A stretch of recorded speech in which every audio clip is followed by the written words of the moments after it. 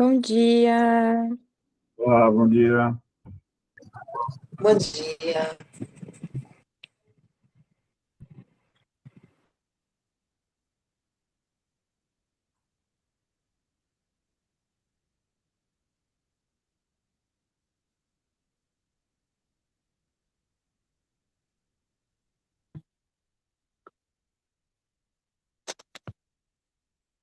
Olá, Vera, bom dia. Tudo bem? Tudo bem?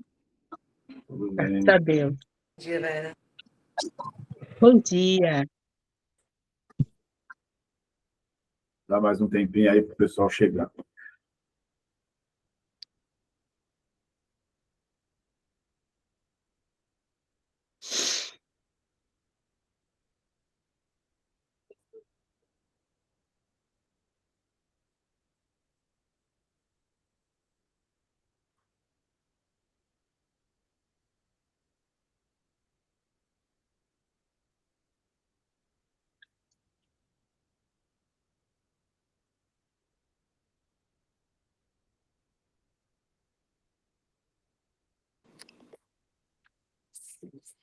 Bom dia. Olá, Rô, bom dia. Bom dia. Tudo bem? Tudo bem? Bom, pô. Tudo? Oi. Tudo Bom bem? dia. Bom dia. Legal.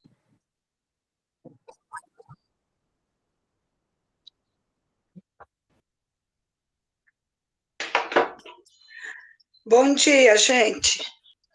Bom dia. Bom dia. Olá, bom dia. Bom dia. Bom dia. Nossa, Não estou ouvindo.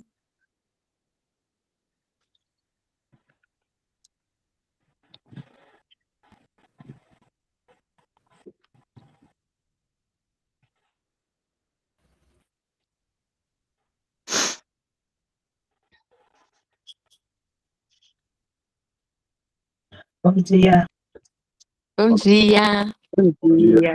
Salete. Bom dia. Bom dia. Dia.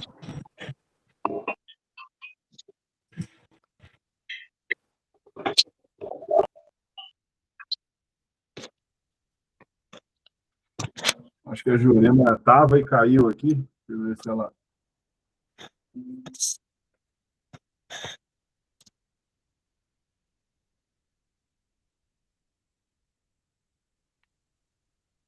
Eu mando mensagem para ela. Ela falou alguma coisa e aí saiu. Não sei se deu algum problema na conexão. Entendi dela falar. Eu tinha ouvido ela falar que não estava ouvindo, uma coisa assim. Talvez. Vamos ver se ela... retornou aí. Acho que quando autoriza uma vez, já fica autorizado para entrar de novo, caso queira, né? É.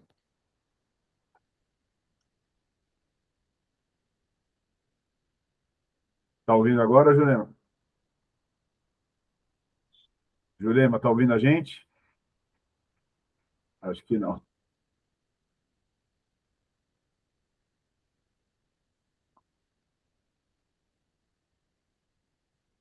Bom, acho que a gente pode iniciar, então. Quem for chegando depois vai pegando de onde nós estivermos. Então, vamos iniciar, então, com uma breve oração.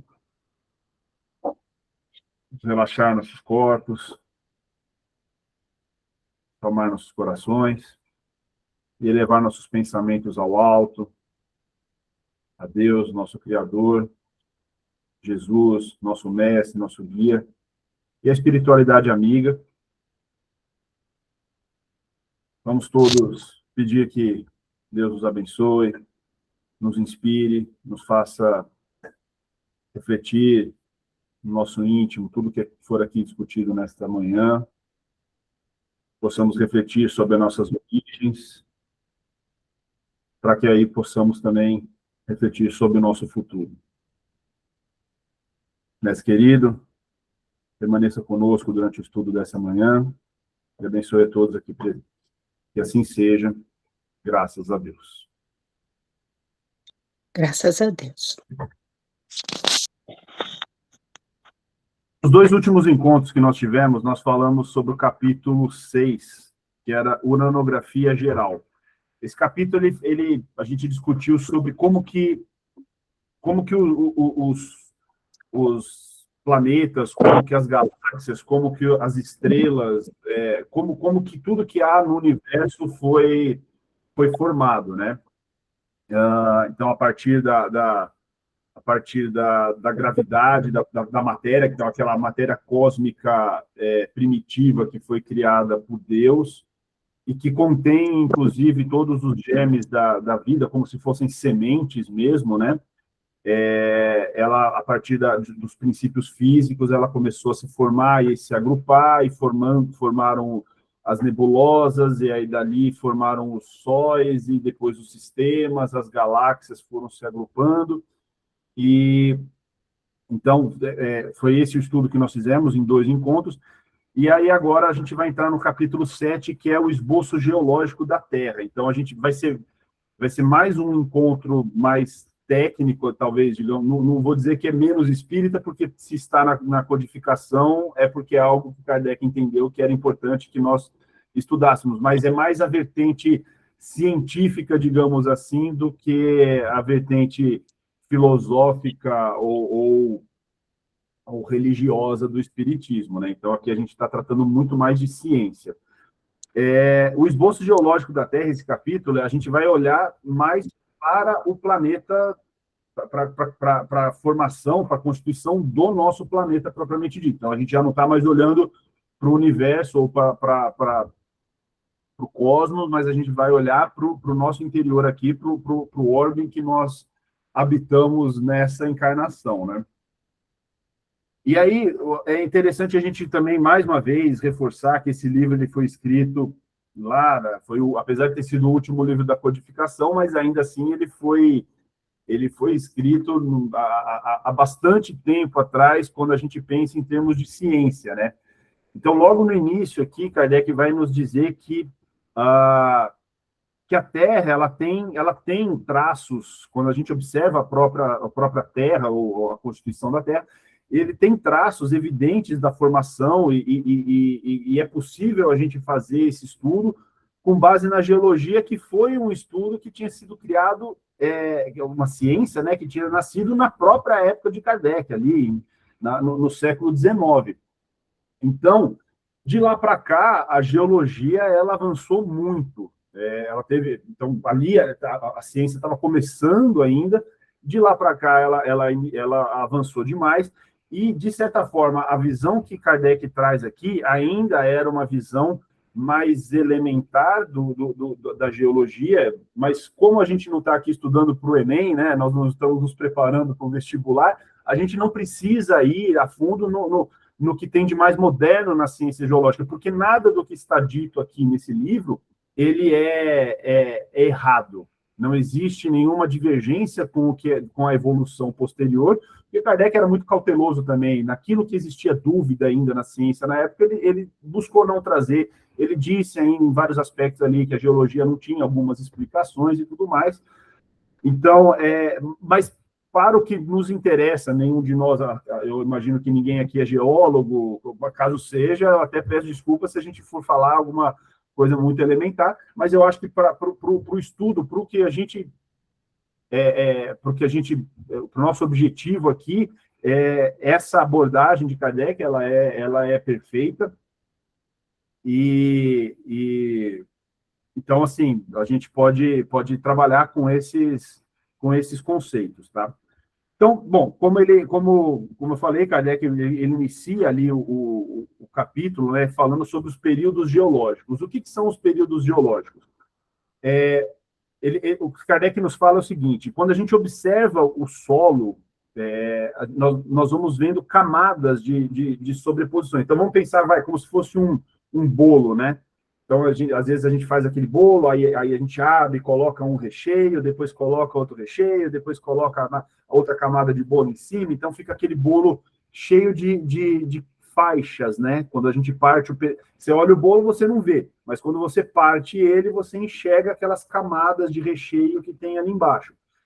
O solo, a crosta terrestre, ela também é assim. Ela tem camadas, e essas camadas, elas revelam a história da formação do nosso globo. E é interessante a gente pensar, porque até então, a religião, ela que, de certa forma, ditava ali a ciência da época, né? A Bíblia em si, ela tem algumas inferências de que o planeta ele teria sido criado há 4.500 anos atrás, né? Então, era o que se acreditava desde a época lá de Moisés até próximo ali da época de Kardec. E quem ousasse falar qualquer coisa diferente disso, corria o risco de queimar na fogueira, né? Então, quando veio a geologia e trouxe fatos incontestáveis sobre essas camadas de formação do solo, ficou muito evidente de que não tinha como o mundo ter sido criado há 4.500 anos atrás. Então, a geologia ela estava, de certa forma, como o Kardec coloca, ela estava lançando luz sobre a gênese humana, sobre a gênese do globo, por de certa forma, desmentir esses conceitos ali bíblicos, né? Então, muito do capítulo, ele tenta mostrar e justificar que a Terra tinha sido criada há muito mais tempo do que a Gênese mosaica nos diz. E hoje, para a gente, isso é muito natural. A gente fala assim, a Terra foi criada há bilhões de anos, bilhões de anos atrás, para a gente é natural. Naquela época, não. Naquela época, poucas pessoas acreditavam nisso. A maior parte das pessoas acreditavam ainda na Gênese mosaica. Então, como, mais uma vez, foi uma obra de muita coragem de Kardec na época e dos espíritas da época em trazer esses conceitos da ciência para dentro da discussão, né? Então, ele fala que essas camadas geológicas, como é a própria natureza que está revelando e não vem da imaginação dos homens em relação à origem do globo, ela tem muito mais força argumentativa, né? Então, ele diz o seguinte, que a geologia ela é uma ciência de observação. E aí, a observação da geologia, ela se dá em cima do que a gente chama de estratificações, que são essas camadas do solo, né, as camadas do bolo ali, que a gente observa. E ele fala o seguinte, que essas camadas, elas têm distinção pelas cores e pelas substâncias que compõem elas. E que elas são, em gerais, elas são homogêneas. Então, nós temos faixas de solo que são homogêneos, né, em relação a essas características, né? E o que se sabe é que ao longo das eras geológicas foram formando essas camadas de solo, uma sobrepondo a outra. Então nós temos as camadas mais profundas, que são as camadas mais antigas, que são as camadas mais primitivas da formação do planeta, e aí elas vão se sobrepondo até nós chegarmos na camada superficial, que é a que nós estamos hoje, pisando sobre ela, né? Que é uma camada que ela é muito mais composta de matéria orgânica, de restos da própria decomposição da matéria orgânica. Então, nós temos esse solo rico, essa terra, né? Mas o que a gente tem, quando a gente começa a perfurar o solo, nós temos essa camada mais maleável, digamos assim, do solo, que é a camada que a terra, né, que a gente conhece, que a gente planta as nossas plantas, então aquele solo, e depois nós começamos a ter algumas camadas mais rígidas de solo. Então nós temos um solo, às vezes, um pouco mais arenoso, mais desagregado, e aí nós vamos chegando nas rochas propriamente dito, que são aquele solo duro. Então, esse estudo dessas rochas, ele vai nos mostrando que, por vezes, ele tem uma formação que vem de uma origem do fogo, por vezes ele tem uma origem da água. De acordo com a característica dessa camada, a gente consegue perceber a origem. E aí nos explica também o seguinte, que quando nós vemos essas planícies enormes, por exemplo, aqui no Brasil nós temos o Planalto Central, ali, aquela região de Brasília, Goiás, Mato Grosso, são regiões planas, nós não temos montanhas naquelas regiões. E aí o que a geologia já naquela época nos dizia é de que essas regiões, elas têm origem, a sua formação, elas têm origem em águas calmas, em águas mansas, ou seja, aquelas regiões já foram fundo do mar. Então, até aquela música, né? Ah, o sertão vai virar mar e tal, seria, na verdade, um retorno do que já existiu, porque aquela região ali do Planalto Central, por mais que seja difícil para a gente imaginar, porque está bem no meio do continente, está tão longe do mar, mas aquilo já foi um fundo do mar. Por isso que ela é uma região mais de planície, né? Então, primeiro foi fundo de mar, depois o mar acabou ficando isolado, então formou um lago, e esse lago, com o tempo, ele se secou, por isso que a gente tem aquela região mais plana, né? Mas, por vezes, também a gente tem essas camadas sobrepostas em desnível, às vezes até mesmo na forma vertical. E aí o que a geologia nos explica é que aquilo, como muitas vezes a gente tem evidências de que aquelas rochas que hoje estão nas montanhas, elas vêm até de rochas que foram geradas no fundo do mar, então a gente tem a evidência das revoluções, né, dos movimentos, das placas tectônicas que acabam formando.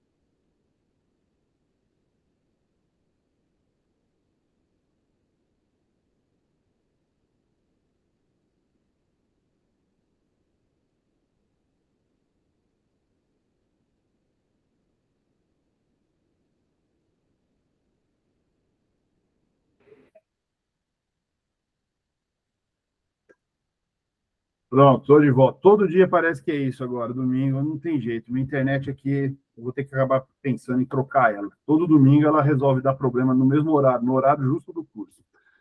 Bom, como eu estava falando, então, o estudo dessas camadas geológicas, ele não revela só informações a respeito do solo em si, mas como essas camadas geológicas elas foram formadas pela ação do tempo ali, da formação daqueles solos, ela é composta também de fósseis. Então, a gente vê aqueles estudos da paleontologia, né, que faz o estudo dos fósseis que são encontrados nas escavações e nos solos.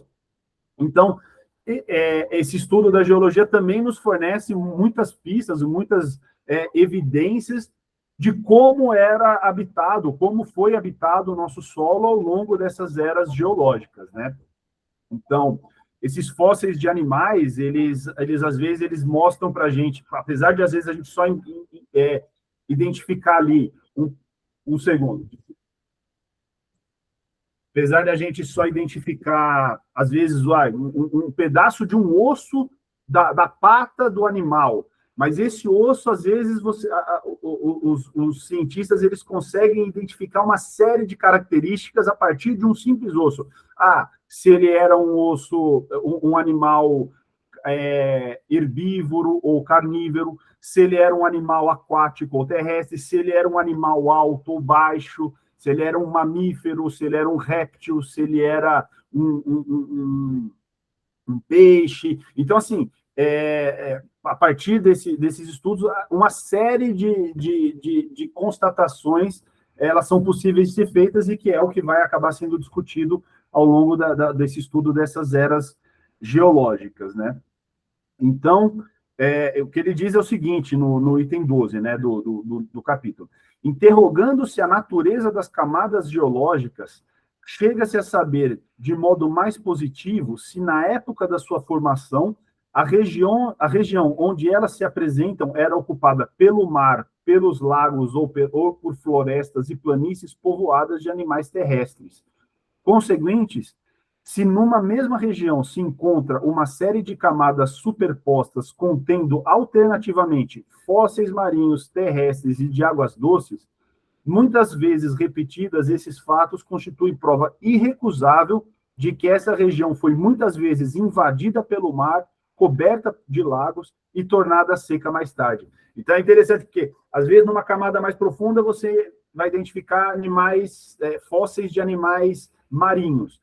Aí depois você tem fósseis de animais de água doce. Depois você tem fósseis de animais terrestres. E, de repente, volta, numas camadas superiores, voltam animais marinhos. Então, isso é uma evidência de que a Terra ela sofreu muitas revoluções. Então, onde nós estamos hoje, aqui nessa região de São Bernardo, já foi muita coisa. Já foi mar, já foi lago, já foi seco, e pode já ter tido esse ciclo, já pode ter se repetido várias vezes. Então, bom, aí, no final, até Kardec nos fala que os períodos de classificação, que eram os períodos geológicos da época, hoje nós já temos outras classificações mais modernas, né? Mas eles eram caracterizados em 6 períodos, e que esses 6 períodos eles eram divididos a um total de 26 formações bem assinaladas, né? Então, serão 6 tipos de formação do solo que nós teríamos naquela época. Hoje nós temos muito mais classificações. Então, ele inicia pelo estado primitivo do globo, a partir do item 15. Então, ele diz o seguinte, que a evidência que nós temos é de que o nosso orbe ele foi criado a partir do fogo. Então, a formação do nosso planeta, então, o planeta ali, aquela massa, ela se desprendeu da grande estrela que depois veio a ser o Sol, né? E aí juntou essa massa, ela se consolidou numa esfera ali que seria o nosso planeta, só que ela é uma esfera incandescente, né? É uma esfera de lava, então bem próximo ali do que a gente tem nos planetas mais próximos do Sol, né? Mercúrio. Então, era uma superfície totalmente formada de lava, aquele caos físico, né? Então, não existia a menor condição, a menor possibilidade de vida no nosso planeta nesse primeiro cenário. Mas essa massa ela começou a se resfriar. Então, vamos pensar numa bola de fogo, ela começa a se resfriar a partir da parte mais externa dela. Então, a parte externa do nosso globo, ela começou a se solidificar, a esfriar um pouco.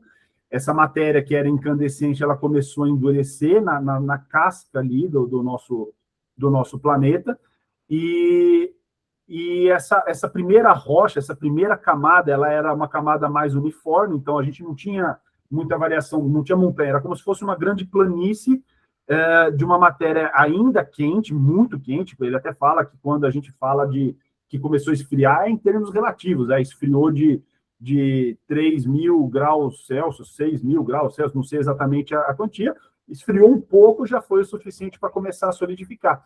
E essa primeira camada é a camada granítica. Então, quando a gente vê o granito, hoje, que a gente vê pias de granito, a gente gosta muito de usar granito nas nossas casas e tal, essa foi a primeira rocha que foi formada no nosso planeta. Lá, nos primórdios do nosso planeta, é que se formou o granito. E aí, qual é uma das características do granito? A primeira delas é que ela é uniforme, então a gente não vê muita variação, é uma camada mais ou menos da mesma espessura em volta ali da Terra, e ela não tem elementos fósseis. Então, não existe, a gente não consegue encontrar no meio do granito elementos fósseis, restos de animais ou de plantas. Então, é um sinal de que a Terra, lá naquela época, ela não tinha vida. Ela foi formada basicamente era só o reino mineral que existia. Então, essa, essa, esse esfriamento ali, além de produzir esse efeito no solo, ele acabou também começando a gerar as primeiras precipitações. Então, o ar naquela época, ele era um ar muito denso, digamos assim. Ele não era o ar que nós temos hoje, né? Então, a gente tinha... a gente a luz do sol, os raios solares, eles não chegavam até aqui na superfície. O que nós tínhamos era o calor interior da própria Terra. Então, o calor não vinha do Sol. O calor interior da Terra ele era muito mais forte do que o calor do Sol.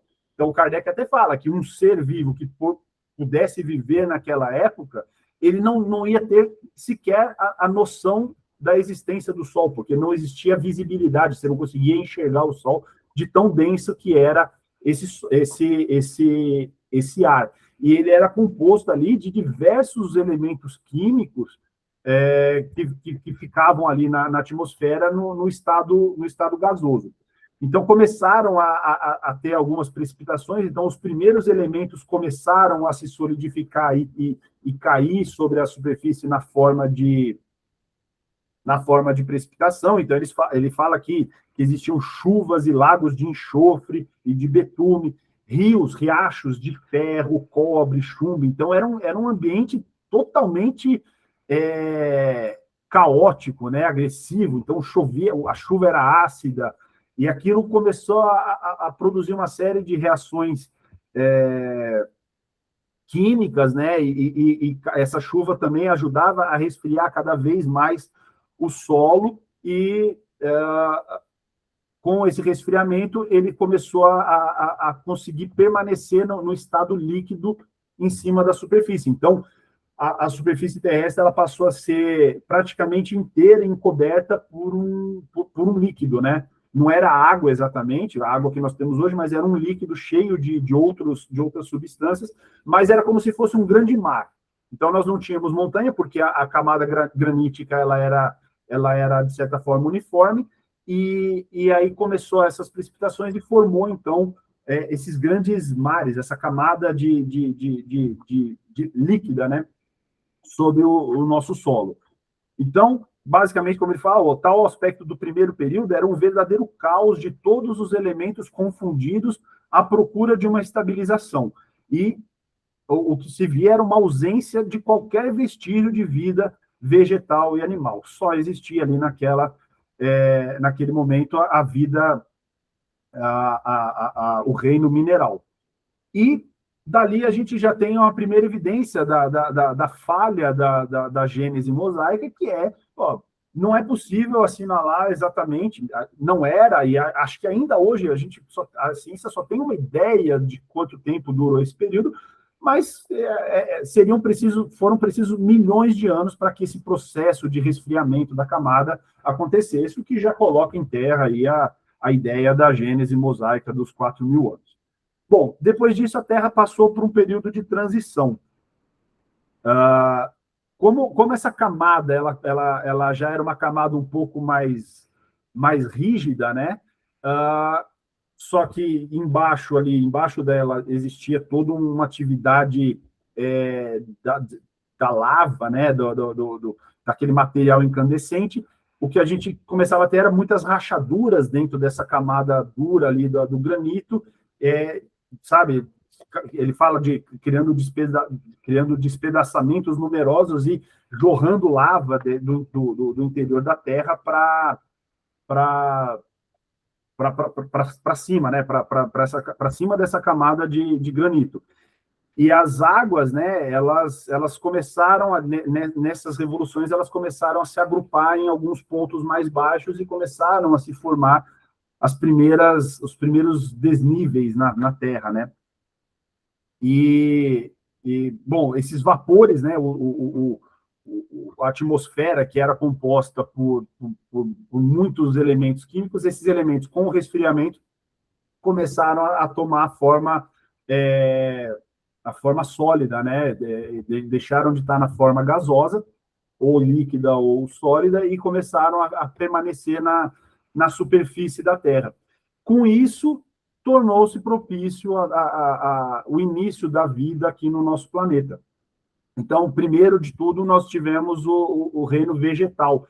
Então, era uma atmosfera que tinha muito, ele chama de ácido carbônico, né, aqui, que era, de certa forma, propício para as plantas. Então, o que a gente tinha naquele período era o que hoje nós temos ali por cogumelos, musgos, plantas herbáceas, líquens. Esses foram as primeiras plantas que apareceram aqui na Terra. Só que eles não eram na dimensão que nós conhecemos hoje. Hoje nós vemos aqueles cogumelos pequenos e tal.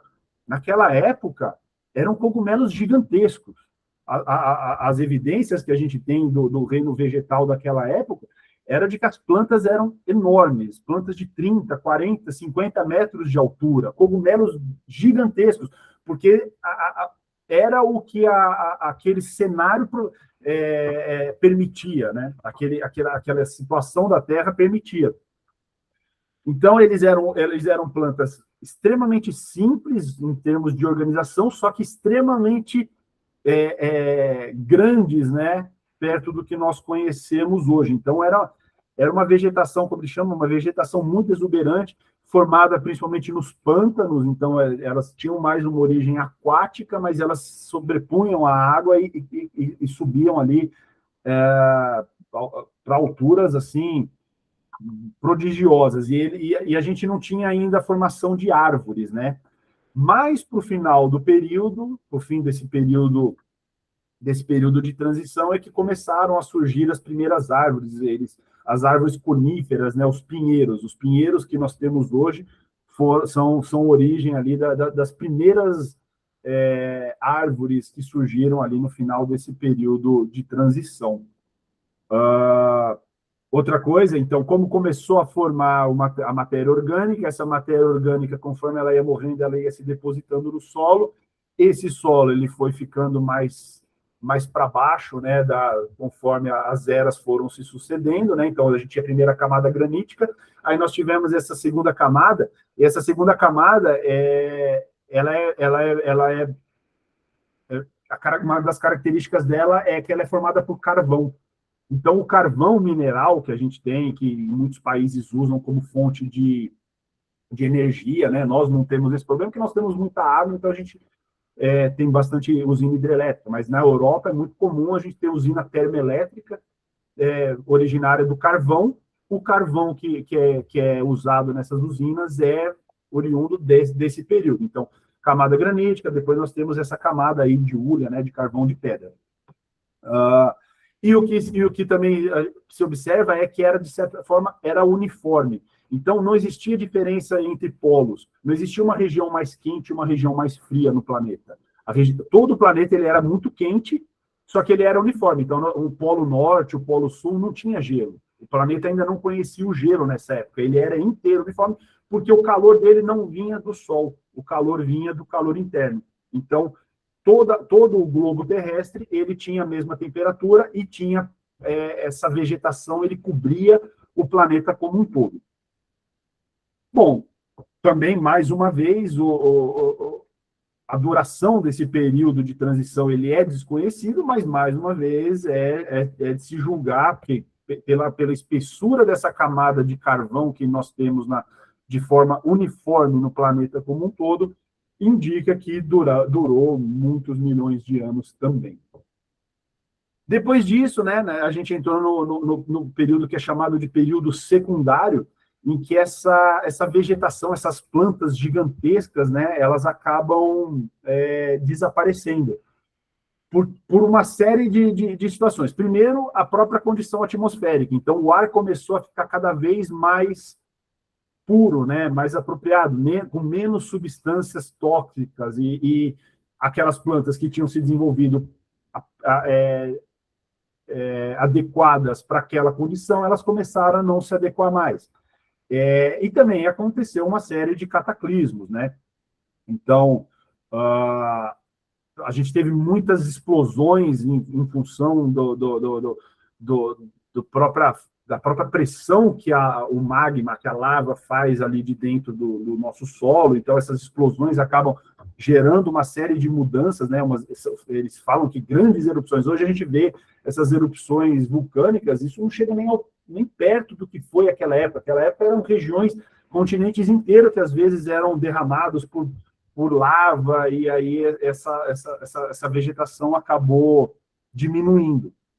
E os animais, os poucos animais que a gente tinha, ainda eram animais aquáticos, mas com essa limpeza do ar, muita matéria calcária acabou sendo depositada nas águas.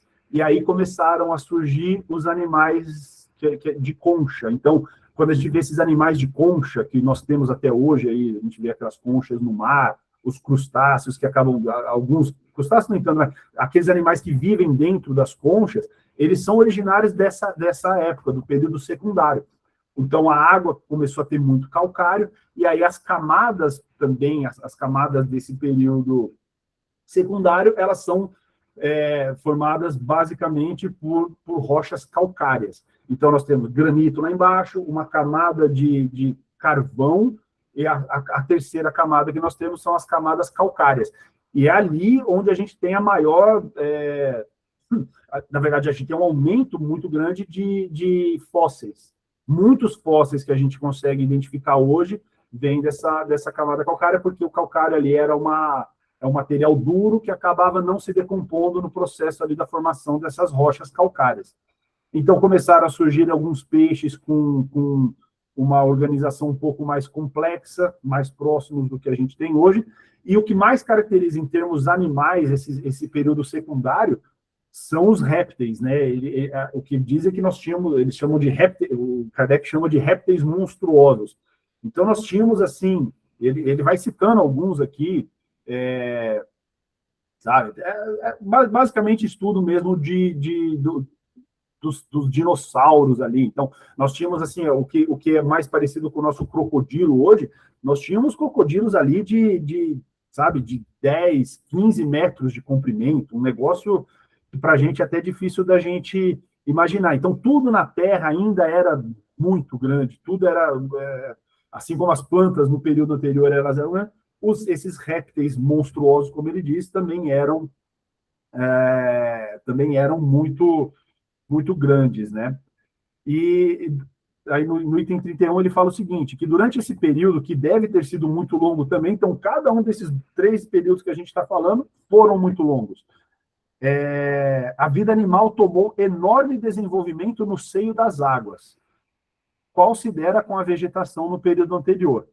Mais depurado e mais favorável à respiração, o ar começou a diminuir, começou a permitir que alguns animais vivessem na Terra. Então, esses répteis, eles eram anfíbios, né? Então, eles precisavam da água, mas eles começaram a sair das águas, né? E com esse período desaparecem, por sua vez, aquelas raças de gigantescos animais aquáticos, substituídos mais tarde por espécies análogas, de formas mais proporcionadas e de menor porte. E aí, aqui ele fala, talvez, acho que um dos poucos pontos aqui do capítulo que ele vai tratar, de alguma forma, aí da questão mais filosófica da coisa, no item 32, ele fala o seguinte, que o orgulho levou o homem a dizer que todos os animais foram criados por sua causa e para a satisfação de suas necessidades. Mas qual o número dos que lhe servem diretamente, dos que lhe foi possível submeter, comparado ao número incalculável daqueles com as quais nunca ele teve, nem nunca terá quaisquer relações. Então, aqui ele está falando, pô, se os animais, se toda a natureza tivesse sido criada para o homem, por que então existiram esses animais que eles existiram, viveram aqui durante milhões de anos e hoje não estão mais aqui? Deus teria criado eles à toa? Então, ele diz, como sustentar semelhante tese em face das inumeráveis espécies que povoaram a Terra por milhares e milhares de séculos e que, afinal, desapareceram antes mesmo que eles surgissem? Poder-se-á afirmar que elas foram criadas em seu proveito? Entretanto, tais espécies tinham todas as razões de ser, a sua utilidade. Deus, por certo, não as criou por simples capricho da sua vontade, para dar a si mesmo, em seguida, o prazer de as aniquilar, pois que elas tinham vida, instinto, sensação de dor e de bem-estar. Com que, enfim, ele o fez? Esse fim há de ter sido soberanamente sábio, embora ainda não o compreendamos. Então, para a gente, talvez vai ser muito difícil da gente entender, ainda mais na nossa capacidade atual, mas o fato é que tudo isso existiu um motivo, tudo isso existiu um propósito, a forma como foi criado o globo, a forma como nós estamos hoje e o que nós viremos a ter aqui nesse globo no futuro, o propósito está sempre em Deus. Bom, seguindo desse período secundário, a gente entra no período terciário, né? E nesse período há praticamente uma interrupção da produção vegetal e animal, e que há um traço ali de quase que uma completa destruição dos seres vivos. Então, a gente veio de um mundo que tinha uma exuberância de vida, tanto animal como vegetal, e de repente, o que esse estudo geológico nos mostra é que praticamente esse período terciário foi um período em que não existiu muita vida material, vida vegetal ou animal. Mas, por outro lado, o que a gente teve ali foram aquela casca fria da Terra, ela estava tão resfriada que ela começou a segurar a pressão vinda do interior da Terra, e essa pressão ela começou a formar as grandes cadeias de montanha. Então, hoje, por que é interessante a gente pensar assim? Hoje a gente só consegue ter o granito na nossa casa porque, de alguma forma, essa pressão que veio de baixo da Terra, ela forçou essa camada granítica a subir e formaram as grandes cadeias de montanhas que nós temos hoje. Então, a gente vai ver os Himalaias lá, aquelas montanhas enormes que existem ali na Ásia Central ali, elas são provenientes desse período, que acabou forçando ali o movimento de placas tectônicas, acabou forçando a desigualdade do solo, né? Então, ele coloca até que esse granito ele foi posto a nu como um dente que rompeu a gengiva. Então, você tem a gengiva totalmente dura e vem aquele dente de baixo e consegue romper ali aquela casca dura. Então, isso é interessante. E aí também, da mesma forma, as rochas calcárias também acabaram vindo à tona nesse período, né? Mas em termos de vida, a gente não tem tanta abundância, né, nesse período. Então a vida, por causa dessas convulsões aí do solo, a vida orgânica ela acabou ficando mais estacionária, né? Bom, então, mas ainda assim o que caracteriza, então, como no período de transição a gente teve a vegetação colossal, no período secundário a gente teve esses répteis monstruosos, no período terciário o que a gente observou foi uma migração da vida para a forma dos mamíferos. Então a gente começou a ter os mamíferos gigantescos. Então, elefante, rinoceronte, hipopótamo, todos esses animais são animais que eles vêm dessa época do período terciário. Mas ainda assim não se compara a geração de vida que teve nos períodos anteriores.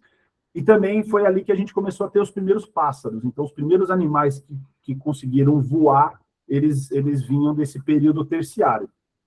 E aí a gente entrou no período diluviano, né? Que a gente até conhece lá do dilúvio, né? Da Arca de Noé e tal. Esse período diluviano, ele é considerado como um dos maiores cataclismos que revolucionaram o globo.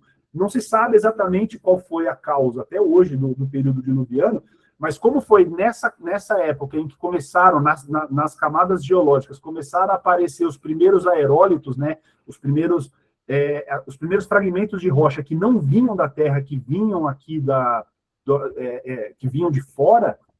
Então, o que se entende é que provavelmente aconteceu alguma coisa em termos do espaço sideral que acabou bombardeando a Terra com uma série de matéria, né? E provavelmente essas colisões é que acabaram gerando esse período diluviano. O que aconteceu? entende-se que parece que houve uma mudança do eixo da Terra. Essa mudança do eixo da Terra, provavelmente em função de algum impacto de algum meteoro aí de dimensões realmente gigantescas, isso mudou o eixo de rotação da Terra, as águas acabaram se movimentando, então os continentes foram invadidos pela água, de alguma forma essa mudança de rotação acabou gerando a mudança de temperatura na Terra, como o Sol passou a ser a fonte de calor predominante da Terra, os polos começaram a congelar. Isso parece que foi abrupto, não foi um processo, porque vários animais, por exemplo, mamutes, elefantes e tudo mais, acabaram congelando lá no Polo Norte. Antes lá era uma região quente, propícia para a vida deles, e de repente, virou um frio extremo. Eles não sobreviveram. Então, hoje nós temos uma série de fósseis de mamutes, por exemplo, que foram já extintos da Terra, que estão congelados lá no Polo Norte. Por quê? Porque eles foram pegos de surpresa pelo frio. Então, aí a Terra começou a ter um pouco mais essa forma que nós temos hoje, mas foi um período de muita revolução. E isso é comprovado muito pelo seguinte: existem fósseis, eles chamam de fósseis de caverna, que os animais, inclusive, não se sabe exatamente se o ser humano podia estar ali no meio, mas macacos, com certeza, acabaram se refugiando nas partes mais altas e em cavernas. Então, numa mesma caverna é encontrado uma série de animais, de tipos de animais refugiados, provavelmente fugidos desse grande dilúvio. Então, de fato, existiu esse dilúvio que se conhece como ali da época ali da Arca de Noé e tudo mais. Então, existiu, só que o grande dilúvio foi em função desse movimento das águas. Não é que choveu, é que os mares acabaram invadindo o oceano. Então, Kardec diz que esse foi o grande dilúvio universal e causado por essa mudança, provavelmente, né, suposição mais generalizada, que foi causada pela mudança de posição do eixo e da projeção das águas sobre a superfície, sobre os continentes. E aí a gente chega, finalmente, no período pós-diluviano, que é o período atual, que é o período do nascimento do homem. Então, diz o seguinte, que uma vez restabelecido o equilíbrio na superfície do globo, a vida vegetal e animal retomou prontamente o seu curso. Consolidado, o solo assumiu uma situação mais estável.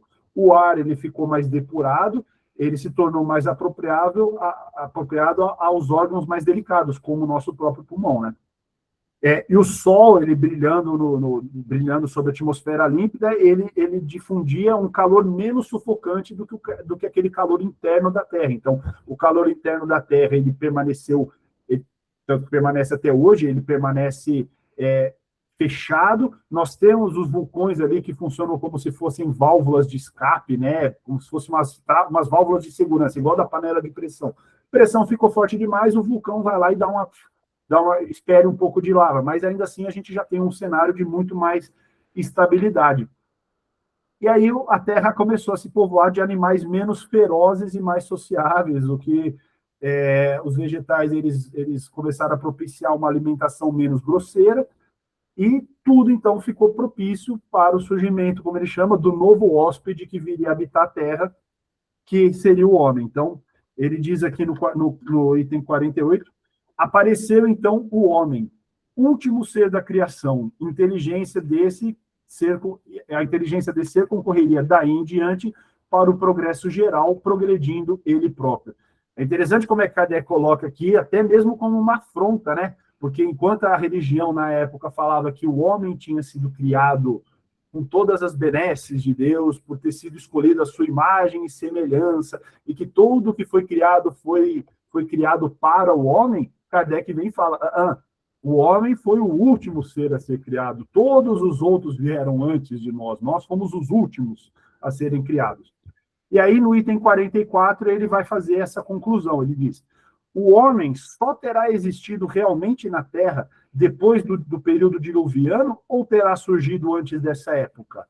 Essa é uma questão muito controvertida hoje, mas sua solução, seja ela qual for, nada mudará no conjunto dos fatos verificados, nem fará que o aparecimento da espécie humana não seja anterior de muitos milhares de anos à data que se assinala a Gênese bíblica.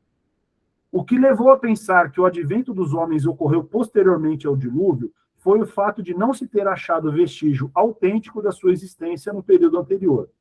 As ossadas descobertas em diversos lugares e que resultaram na crença da existência de uma raça de gigantes antediluvianos foram reconhecidas como pertencentes a elefantes. O que está fora de dúvida é que o homem não existia nem no período primário, nem no de transição, nem no secundário.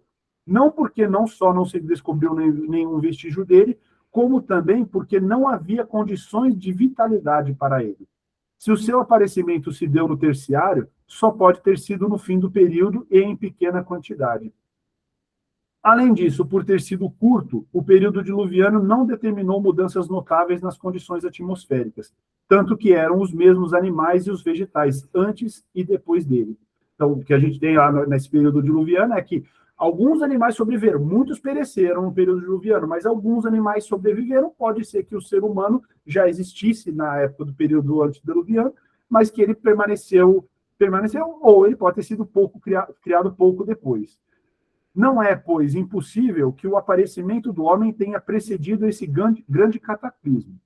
Está hoje comprovada a existência do macaco naquela época e recentes descobertas parecem confirmar a do homem. Seja como for, quer o homem ter aparecido antes ou não antes do grande dilúvio universal, o que é certo é que o seu papel humanitário somente começou-se a esboçar-se no período pós-diluviano. Esse período, portanto, pode ser caracterizado pela presença do homem na Terra.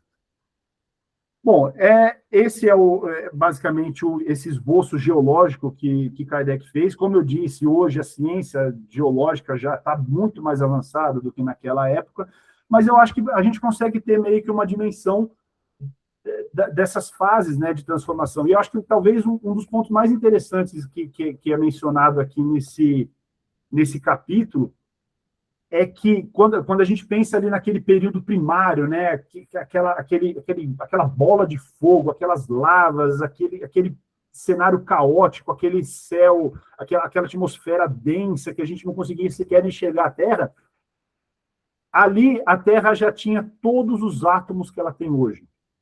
Então, tudo bem, vieram alguns aerólitos e trouxeram um pouquinho de matéria a mais, pode ter explodido um pouco a mais, mas o fato é, toda a matéria que nós temos hoje, a que compõe os nossos corpos, a que compõe as nossas casas, a que compõe o mundo que a gente vê hoje, é a mesma matéria que já existia lá naquela época. Então, o que nós temos hoje nos nossos corpos, ele já foi um dia uma matéria incandescente, uma matéria que a gente pensaria, pô, dali jamais sairia vida. Mas saiu. Por quê? Porque o princípio, a matéria primitiva, a matéria cósmica primitiva, ela já tem os germes da vida. Assim como quando a gente olha para o espaço, a gente olha para os outros planetas e a gente pensa assim, ali nunca teve e ali nunca vai ter vida. Não. Ali pode já ter tido, ali pode ter uma vida que a gente não enxerga, ou ali pode um dia vir a ter vida.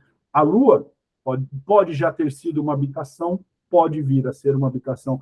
E quando a gente fala isso, né, para quem não é espírita, é engraçado porque eles pensam assim, acredita em ET, né?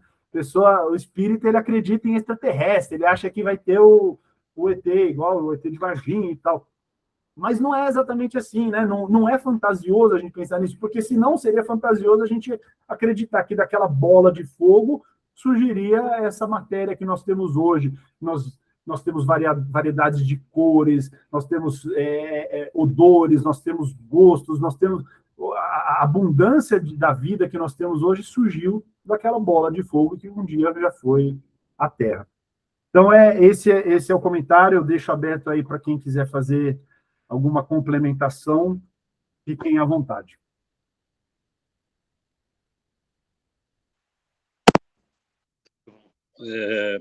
Toda a sua aula me fez lembrar uma visita que eu fiz no interior de Minas Gerais, na cidade acho que de Tiradentes.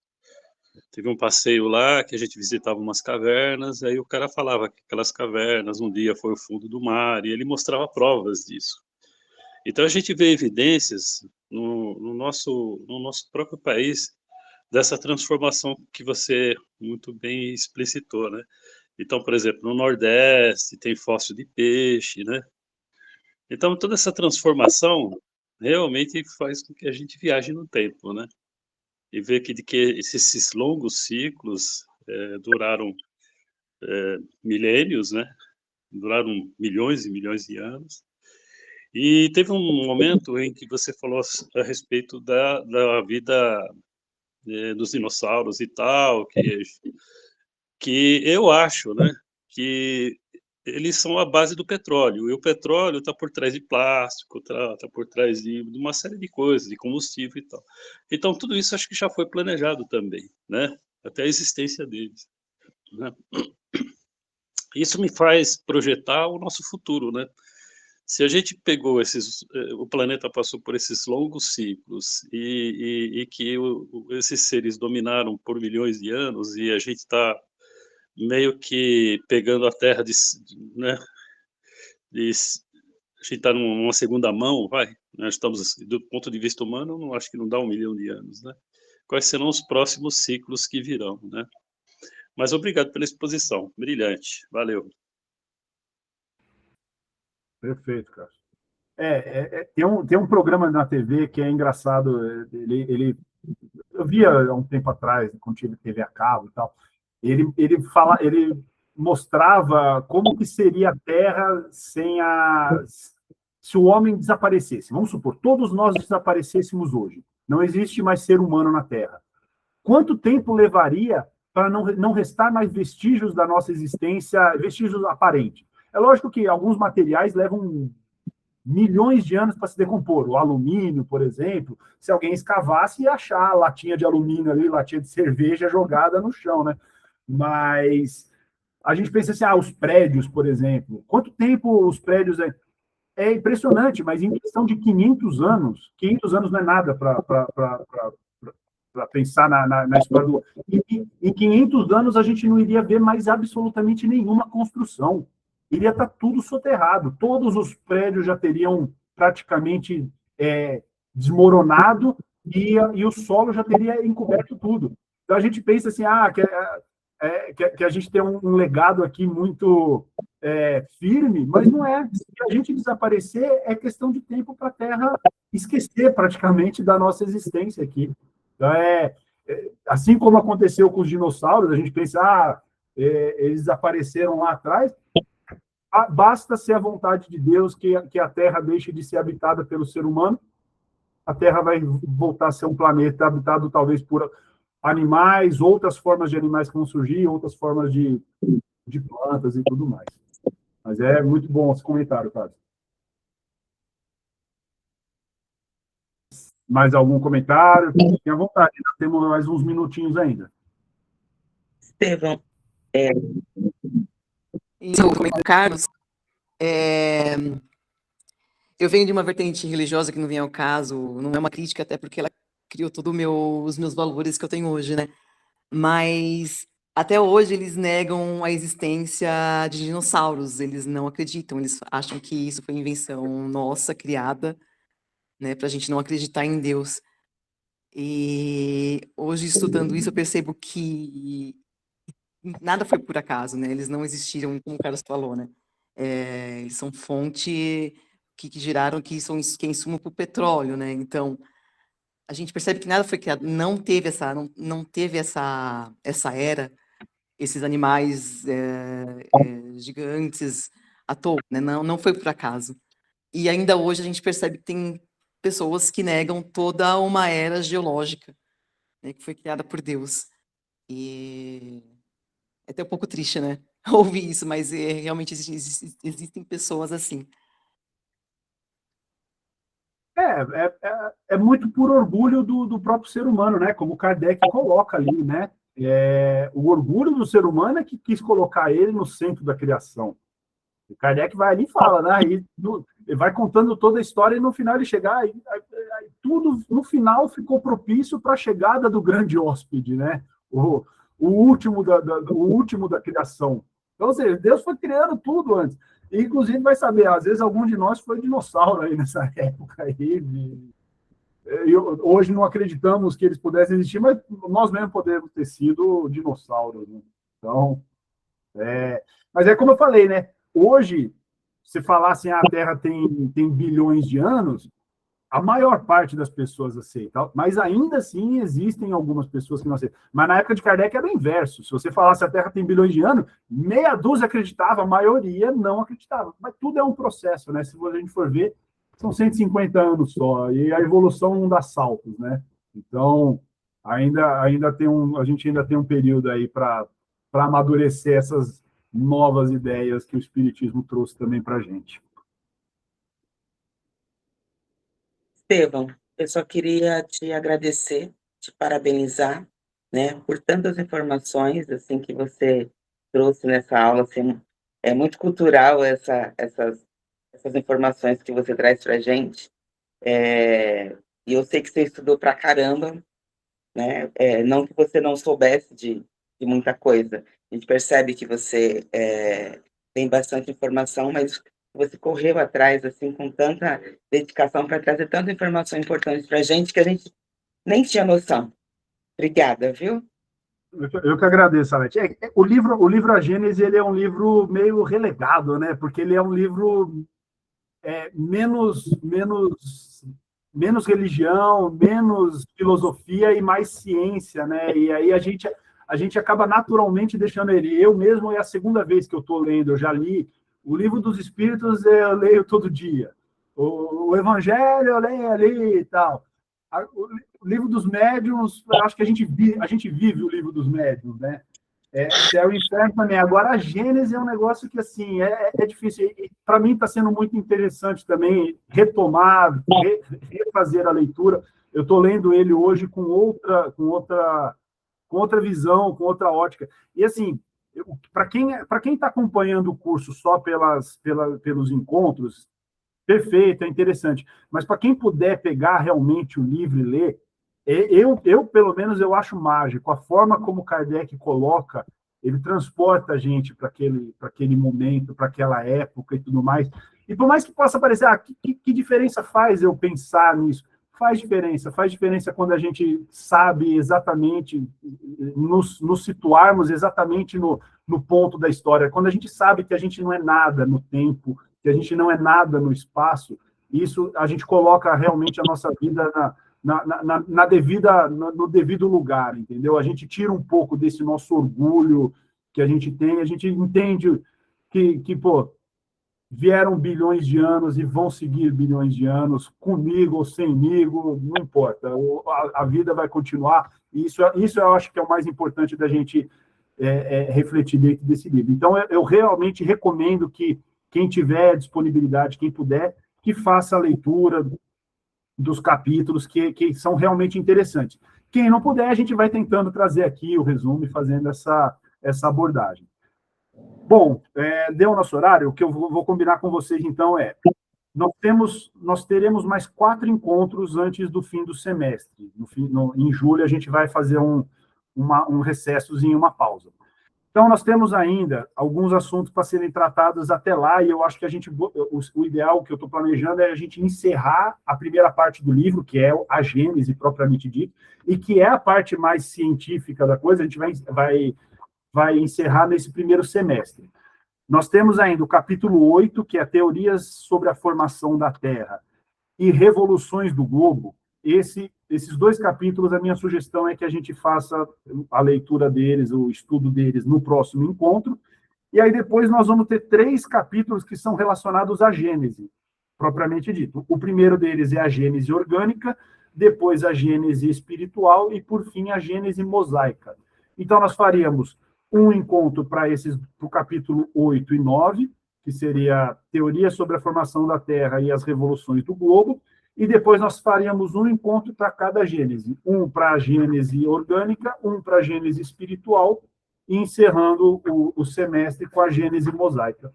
E aí, no segundo semestre, a gente começa os outros livros, né, que são os milagres e as predições, segundo o Espiritismo. Tá ok? Então é isso. No nosso próximo encontro, a gente vai fazer a leitura, então, a leitura, não, o estudo dos capítulos 8 e 9. Então, vamos fazer uma breve oração de encerramento. Agradecer a oportunidade de estarmos aqui, vivos, nos instruindo, tentando tornarmos pessoas melhores a cada dia. Como é bom, como é gostoso estudar o Espiritismo, como é proveitoso para o nosso próprio espírito, para a nossa alma, essa doutrina tão consoladora, nos revela nossas origens e o nosso futuro. Tenhamos todos um domingo abençoado, de muita paz, e que possamos ter saúde e disposição para a continuidade dos estudos na semana que se iniciará. Que assim seja, graças a Deus. Pessoal, é isso. Muito obrigado a todos. Um bom domingo. Um abraço. Obrigada e um bom domingo também. Tchau, tchau. gente. Obrigado, Rô. Tchau. Tchau. Tchau.